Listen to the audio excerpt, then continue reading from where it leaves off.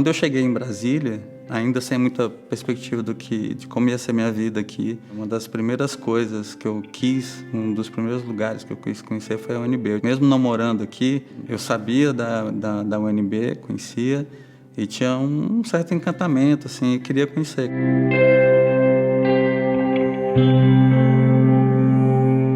Andei pelo campus e fiquei vendo aquilo tudo e tal, e pensava, pô, um dia eu gostaria de estudar aqui. E assim, muitos anos depois eu fui estudar na UNB, então a UNB foi muito importante, a minha formação na UNB foi muito importante. Foi lá que eu conheci o André e a partir de lá muita coisa aconteceu, né?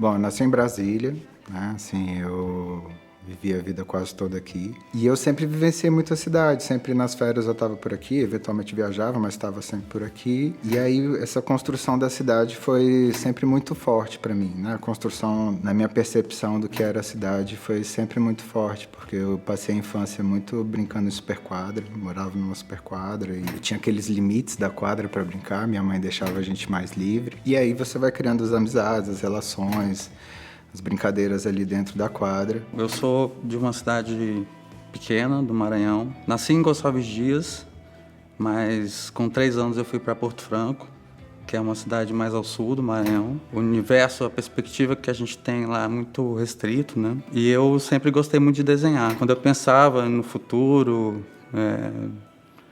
em que profissão eu ia me encaixar e tal, o desenho me levava a pensar na engenharia, né? Numa cidade como essa, você tem poucas opções. Ou você sonha em ser um médico, advogado ou engenheiro. Então, a engenharia se encaixava mais assim no que eu gostava, no que eu imaginava. Eu não conhecia arquitetura e não era uma coisa que estava no meu horizonte, assim. Aí eu vim para Brasília. Na verdade, meus pais vieram antes de mim.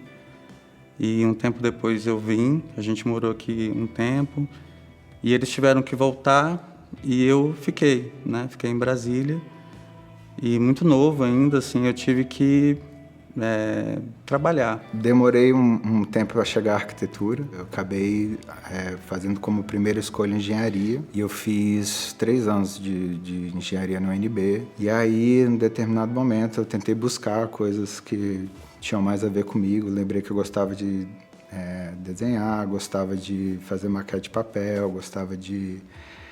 Enfim... me interessava por questões que tinham a ver com espaço. E aí, nessa reflexão, depois de uns anos de engenharia, eu acabei fazendo outro vestibular, fiz um vestibular para arquitetura e foi onde eu assim, falei, nossa, por que eu não fiz isso antes?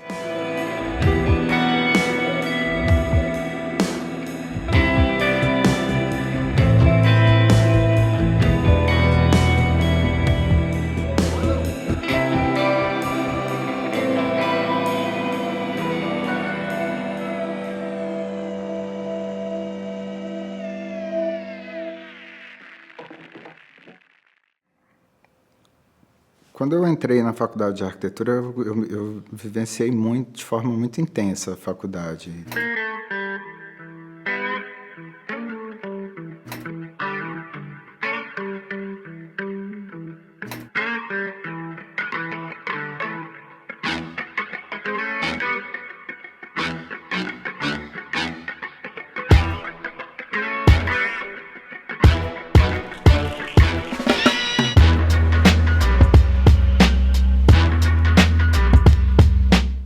acabei, depois de um tempo, com alguns colegas amigos, formando uma chapa para o centro acadêmico e a gente, enfim, desenvolvia várias questões, tanto acadêmicas, né, junto dos alunos, mas também organizava as festas, enfim, para conseguir recursos para a faculdade. E a gente estava tentando organizar uma semana cultural e, assim, tinha já umas ideias e tudo. E aí foi aí que o Éder me procurou, assim, a gente se conhecia só de falar oi, alguma coisa assim, e ele me procurou e falou, olha, eu tive essa experiência em São Paulo, de um seminário, onde alguns arquitetos, que são arquitetos, né, conhecidos, que a gente inclusive admirava. E aí nessa conversa a gente foi percebendo, pô, é possível trazer para Brasília? A gente estava no centro acadêmico, a gente tinha recursos, dava para trazer, vamos ver hospedagem, vamos ver alimentação, transporte. E acabou que a coisa funcionou, foi um sucesso. Acho que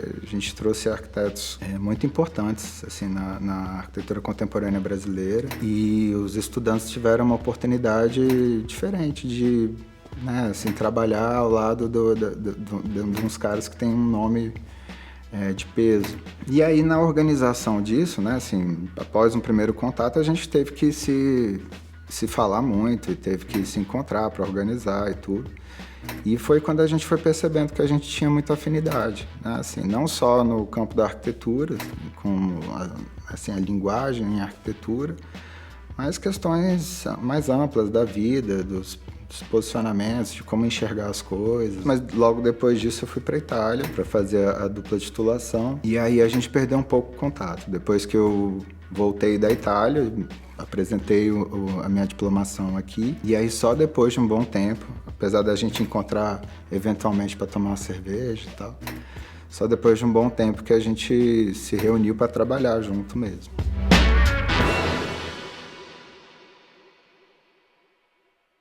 Essa região aqui a gente tem a avenida principal e uma avenida secundária aqui.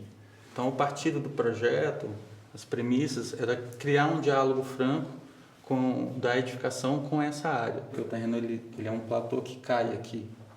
Então a gente faz uso desse desnível para recriar, redesenhar essa topografia e poder implantar o prédio de forma delicada. Eu acho que essas alterações que a construtora está solicitando, eu acho que a gente consegue atender sem perder essa essência do projeto. Assim, né? O importante é viabilizar para a gente ver essa obra construída, né, o mais rápido possível.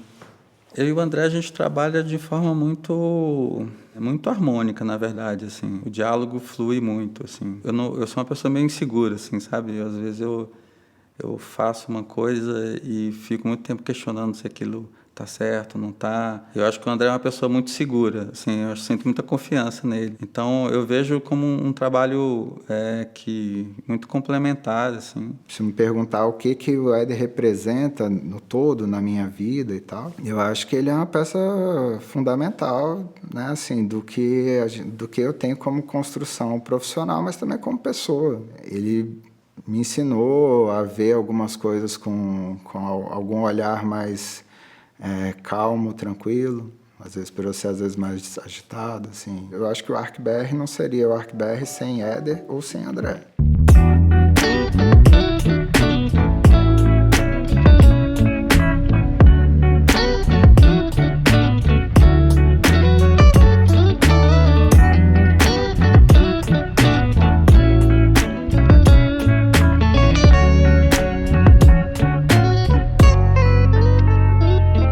O processo criativo, eu diria mais que é um processo de pesquisa, de busca de alguma coisa do que de criatividade, assim. Eles conversam muito, acho que os projetos partem muito de um diálogo e é um diálogo embasado em arquitetura e em valores que a gente tem quanto à arquitetura e quanto à sociedade, à vida. A gente entende que a avaliação um do outro é muito importante para dar uma segurança de que a gente está na busca correta. O processo é uma busca de uma resposta para aquele contexto, mas que também transmita essa ideia da arquitetura como dimensão humana, né? E é uma coisa intensa, assim, é muito comum nos nossos projetos a gente fazer um estudo e depois voltar atrás, achar que a gente descobriu a solução e depois perceber que não. Eu desenho muito, eu gosto muito de desenhar, tenho cadernos e cadernos de desenhos, de croquis. É sempre uma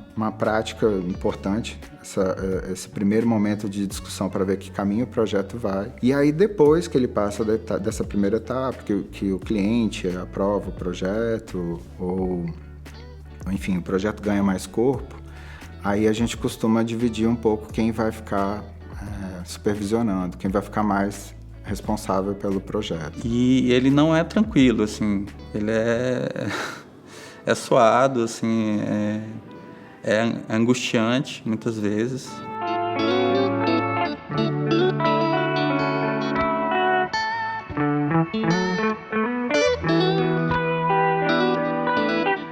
A gente faz questão de estar junto das obras, porque a gente entende que cada detalhe que está sendo colocado ali é importante para formar aquele conjunto que a gente pensou inicialmente. Então, é uma parte não só de uma certa fiscalização, mas é uma parte também de um aprendizado da gente entender o que é possível. Assim, a gente tenta elaborar um detalhe diferente, tenta pensar, será que a gente consegue fazer isso de forma um pouco mais arrojada?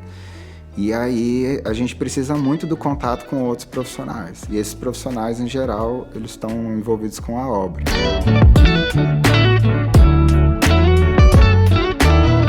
Na obra, quem está executando, com o engenheiro, com o mestre, com o operário, a gente precisa entender até aonde a gente pode ir. E a gente confia muito nessa relação. Então, a gente vai às obras, pede muito que fale, olha, se tiver que mudar alguma coisa, entre em contato com a gente.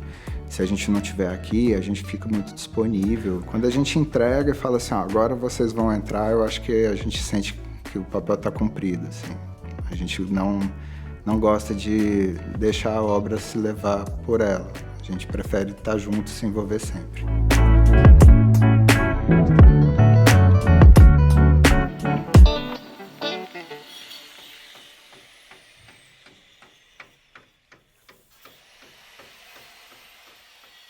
A gente não tem uma especialidade, assim, a gente não faz um tipo específico de projeto. Então, a gente trabalha com projetos residenciais, comerciais, institucionais e de escalas diversas, né? Então, isso para a gente é importante porque faz com que a gente exercite, né, essa capacidade, possibilidade de trabalhar com temas diferentes, assim. Então a gente gosta disso. A gente tem alguns projetos residenciais. Tem um projeto que pra gente eu acho que sempre vai ser muito especial, que é a Casa Gitz, porque foi a primeira casa construída do escritório e eu acho que é uma sensação diferente, assim, te impulsiona, né? Assim, você aprende com o que você está vendo e, enfim, é uma situação importante, eu acho que na carreira do arquiteto, ver sempre as coisas sendo concluídas, né?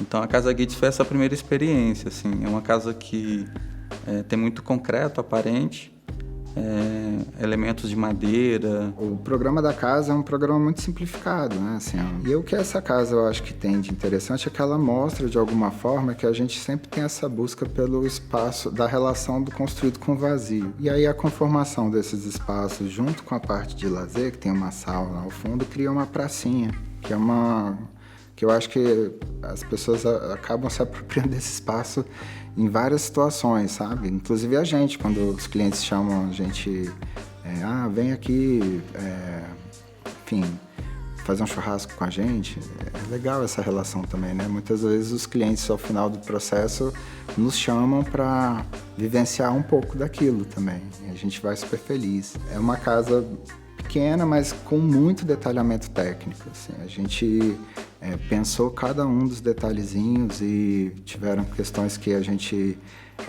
teve que chamar profissionais que eram muito especializados para desenvolver alguns detalhes. Então a casa foi uma experiência assim de aprendizado para a gente e os clientes confiaram muito. Esse resultado tão sintético e assim essa forma tão aproximada da primeira ideia que a gente passou para o cliente, sabe?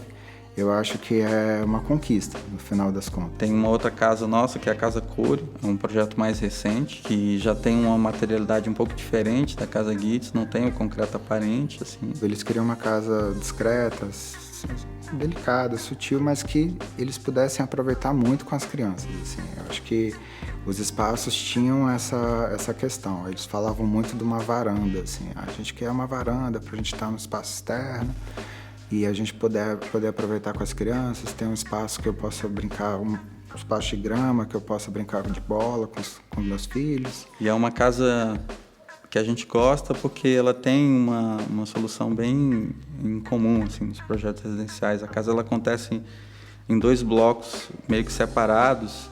Eles são conectados por uma varanda, mas para você sair de um setor da casa para outro, você passa por um espaço aberto que se conecta a 2 pátios. Então, essa noção de dentro e fora na casa se confunde muito. Assim. Às vezes, para você sair da sala e ir para o quarto, você tem que sair da casa. Você tem que sair para o espaço externo, mas que, ao mesmo tempo, está tão integrado com o espaço interno que é uma continuidade daquele espaço. Ao invés da gente simplesmente concentrar a edificação e tentar liberar o lote, a gente optou por permear o lote com a edificação, criando esses espaços. No terreno tinha um pequi, né, que é uma árvore característica aqui do Cerrado, então a gente queria preservar. Então, toda a casa também, o desenvolvimento, a forma como a casa ocupa o terreno, a implantação, ela respeita esse piquezeiro que está lá. E a casa é muito interessante porque você consegue perceber quase tudo que está acontecendo na casa de vários lugares, né? Porque acaba que esse formato cria uma integração. É uma casa que nos agrada muito, assim, não só como resposta que a gente deu, mas na questão da escala, da materialidade, enfim. É uma casa que eu acho que é muito importante para o escritório.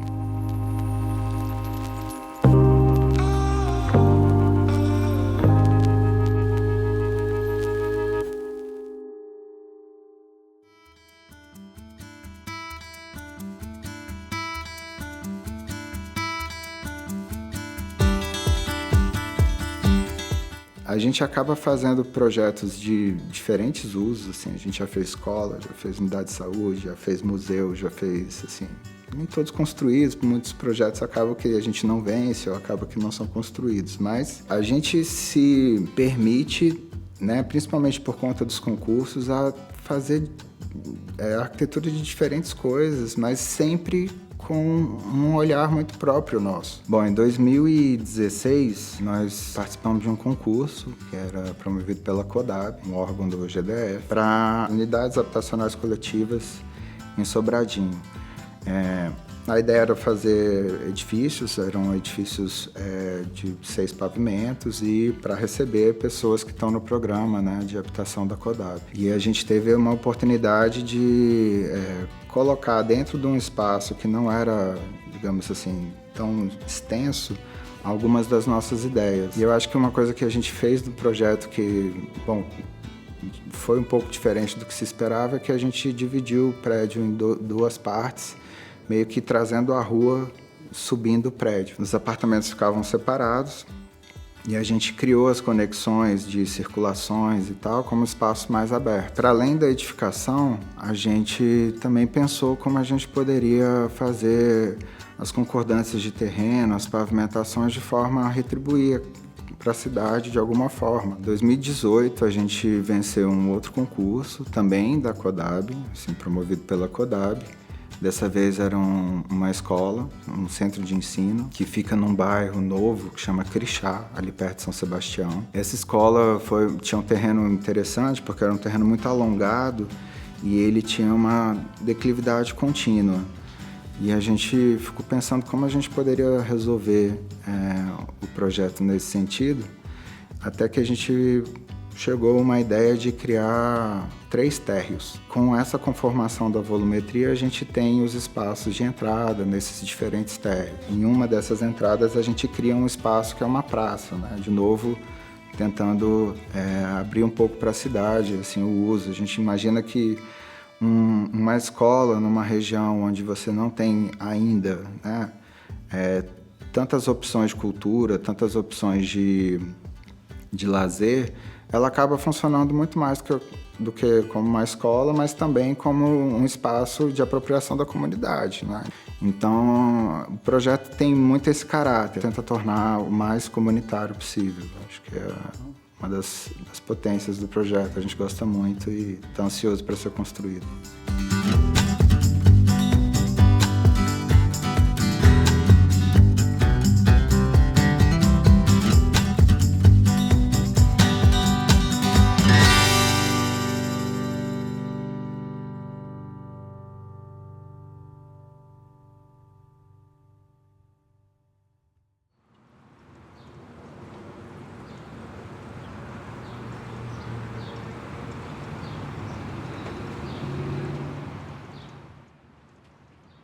O projeto da Paróquia Sagrada Família foi um dos primeiros projetos desenvolvidos no escritório. Quando eu fiz o estudo e nós apresentamos, eu não sabia que era um concurso. A gente estava ali apresentando uma proposta para a paróquia. Não sabíamos que tinha outras propostas, foram colocadas, né, por outros profissionais e tal. E foi um projeto que a gente fez assim, meio no risco, sabe? A gente não sabia se ia dar certo e tal, mas era um tema legal, fazer uma igreja, né? Quantas vezes na vida um arquiteto faz uma igreja, ou quantos arquitetos fazem uma igreja na vida, assim. Isso foi legal demais, assim, estudar o tema. E a gente apresentou esse projeto em 2012, então já são 10 anos, né? E aí, um ano depois que eu apresentei esse projeto, o padre me ligou. E eu já tinha esquecido, achei que não ia dar em nada. E aí o padre falou, olha, eu queria que você viesse para uma reunião aqui, porque o seu projeto foi aprovado aqui e a gente quer dar continuidade, né? Aí eu fiquei super feliz, assim. E aí a partir daí a gente começou a desenvolver o projeto. A obra não está pronta ainda, está em obra, está quase pronta. E a gente sabe que é complicado, né? Faz com doação e etc. Mas o padre acreditou e algumas pessoas da paróquia também acreditaram muito e deu super certo, assim. É um projeto que é especial pra gente. A gente anseia aí pelo momento em que ele vai estar concretizado.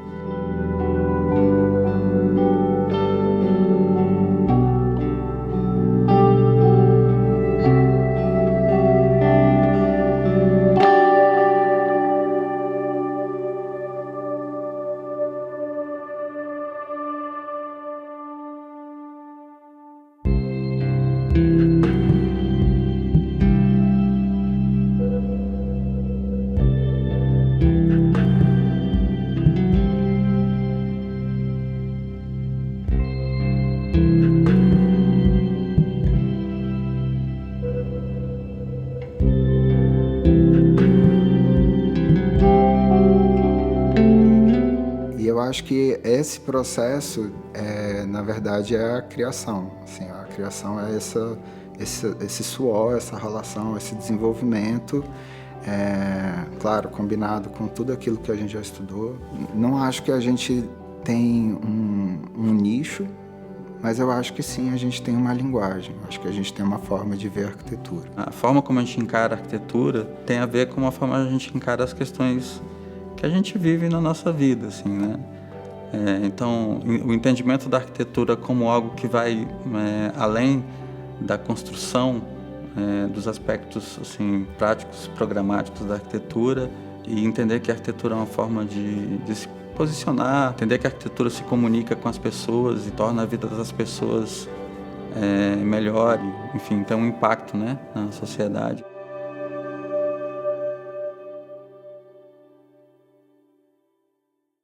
O projeto da Arena é um projeto bem complexo, um projeto muito grande, que tem muita diversidade de usos e, enfim, tem complexidades técnicas e, além de outras projetuais, que levam o projeto a ser mais alongado no seu desenvolvimento. Então, a gente ainda está em fase de desenvolvimento dos projetos, né? Concluímos uma etapa importante agora e a gente tem a expectativa de que seja construído quanto antes, né? Assim, eu sei que as condições não dependem da gente só, mas a gente tem uma expectativa de ver início de obra, quem sabe esse ano, no ano que vem. Então, o que a gente mais quer ver é isso, as pessoas ocuparem esse espaço de uma forma que a gente não pensava. É isso que a gente quer mais ver, assim, porque a gente acha que é é um espaço importante da cidade. Realmente a gente espera muito que seja executado, porque é o maior projeto, né, que a gente fez. É um projeto que ele espelha muito algumas questões de Brasília, assim, de implantação, sabe? Acho que vai ter um impacto muito grande na cidade. As pessoas hoje em Brasília, elas se apropriam bastante dos espaços, né? Eu acho que o projeto da Arena ele vai ser mais um lugar em que a apropriação daquele espaço pode acontecer de diversas formas, assim. E acho que também é uma característica interessante da arquitetura de não definir muito, assim, de não limitar as possibilidades de uso, assim, pelo contrário, de potencializar uma apropriação mais diversa do espaço. Vai virar um grande parque, as pessoas vão poder ali como no Eixão do Lazer, onde elas se apropriam dos espaços, como no Parque da Cidade.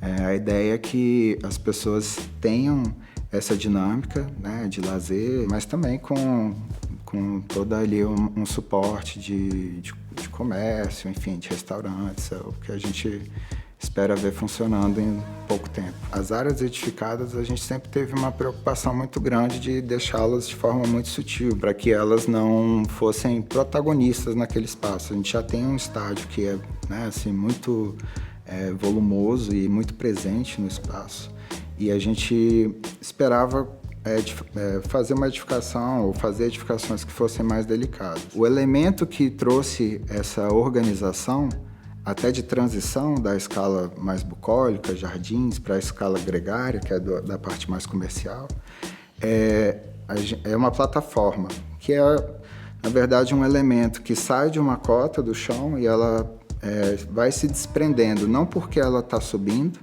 mas porque o chão vai descendo, o solo, a topografia vai descendo, e nisso esse elemento que começa como uma calçada e se torna um elemento construído, ele vai se soltando do chão. E ao ponto de que lá na extremidade dessa plataforma, as pessoas têm um mirante para a cidade, porque elas naquele lugar estão numa cota bem mais alta do que todo mundo que está ali em volta. Então, é um elemento que eu acho que é importantíssimo e eu acho que ele foi o definidor do projeto. Quando a gente chegou a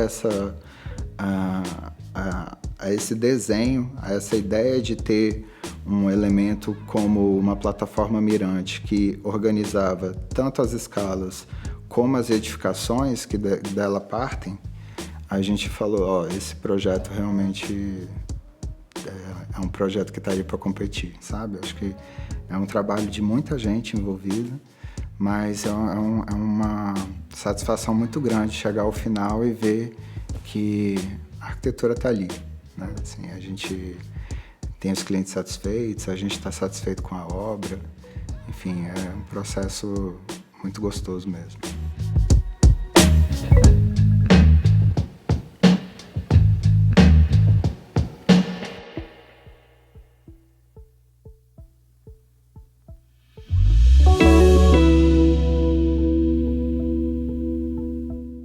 Essa relação da arquitetura com a paisagem é algo que é muito importante para a gente. Então, a arquitetura como cultura, quando a gente constrói, a gente acredita nisso, quando a gente constrói uma obra de arquitetura, a gente está interferindo naquele território, naquele lugar, de tal modo que aquilo que está colocado é um elemento que recria aquela paisagem e que traz uma outra dimensão para aquela paisagem, que é a dimensão humana.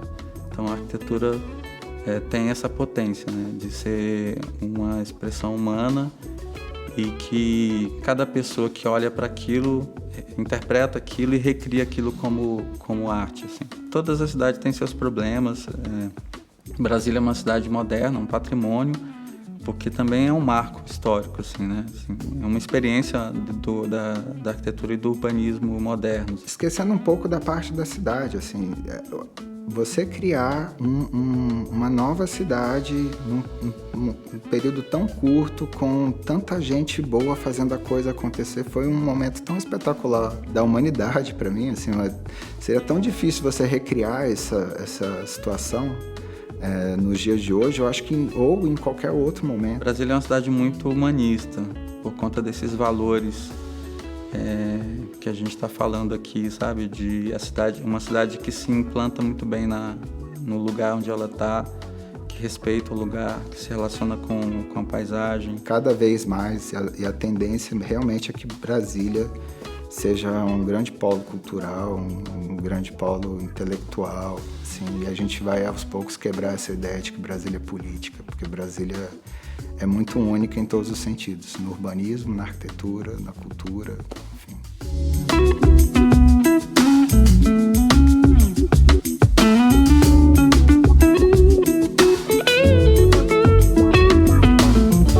Um projeto que a gente gosta muito e conversa muito é o projeto da rodoviária, que como arquitetura, às vezes ele não é nem tanto percebido, né?